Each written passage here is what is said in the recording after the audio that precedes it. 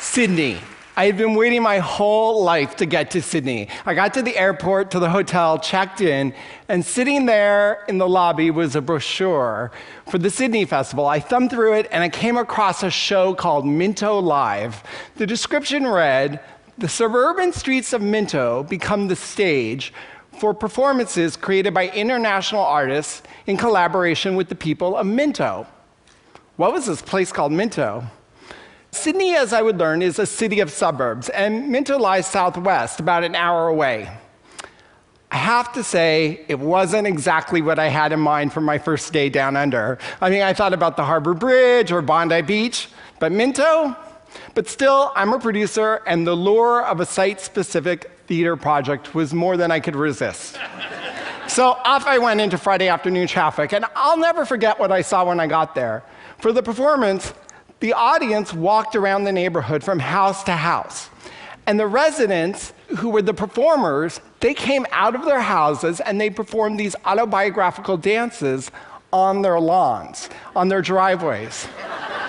The show is a collaboration with a UK-based performance company called Lone Twin. Lone Twin had come to Minto and worked with the residents, and they had created these dances. This Australian Indian girl, she came out and started to dance on her front lawn, and her father peered out the window to see what all the noise and commotion was about, and he soon joined her. And he was followed by her little sister. And soon they were all dancing this joyous, exuberant dance right there on their lawn. And as I walked through the neighborhood, I was amazed and I was moved by the incredible sense of ownership this community clearly felt about this event. Minto Live brought Sydney-siders into dialogue with international artists and really celebrated the diversity of Sydney on its own terms. The Sydney Festival, which produced Minto Live, I think represents a new kind of 21st century arts festival. These festivals are radically open. They can transform cities and communities. To understand this, I think it kind of makes sense to look where we've come from. Modern arts festivals were born in the rubble of World War II. Civic leaders created these annual events to celebrate culture as the highest expression of the human spirit.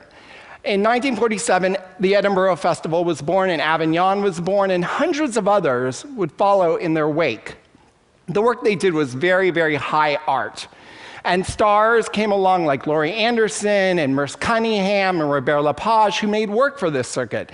And you had these seminal shows like the Mahabharata and the monumental Einstein on the Beach.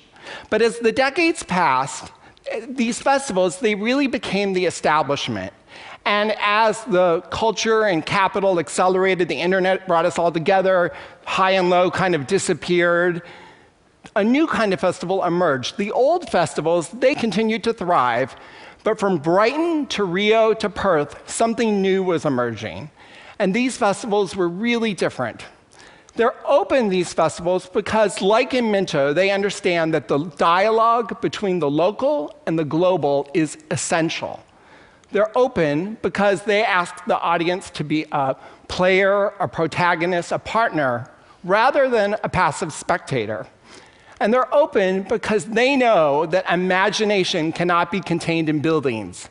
And so much of the work they do is site-specific or outdoor work.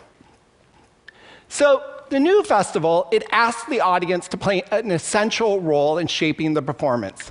Companies like De La Guarda, which I produced, and Punch Drunk create these completely immersive experiences that put the audience at the center of the action.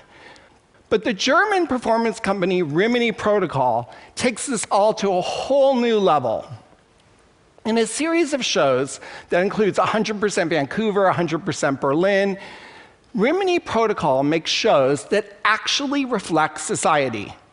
Rimini Protocol chooses 100 people that represent that city at that moment in terms of race and gender and class. through a careful process that begins 3 months before, and then those 100 people share stories about themselves and their lives, and the whole thing becomes a snapshot of that city at that moment. Lyft has always been a pioneer in the use of venues. They understand that theater and performance can happen anywhere. You can do a show in a schoolroom, in an airport, in a department store window. Artists are explorers. Who better to show us the city anew? Artists can take us to a far-flung part of the city that we haven't explored, or they can take us into that building that we pass every day, but we never went into. And artists, I think, can really show us people that we might overlook in our lives. Back to Back is an Australian company of people with intellectual disabilities. I saw their amazing show in New York at the Staten Island Ferry Terminal at rush hour. We, the audience, were given headsets and seated on one side of the terminal. The actors were right there in front of us, right there among the commuters. And we could hear them, but we might not have otherwise seen them. So Back to Back takes site-specific theater and uses it to gently remind us about the who and what we choose to edit out of our daily lives.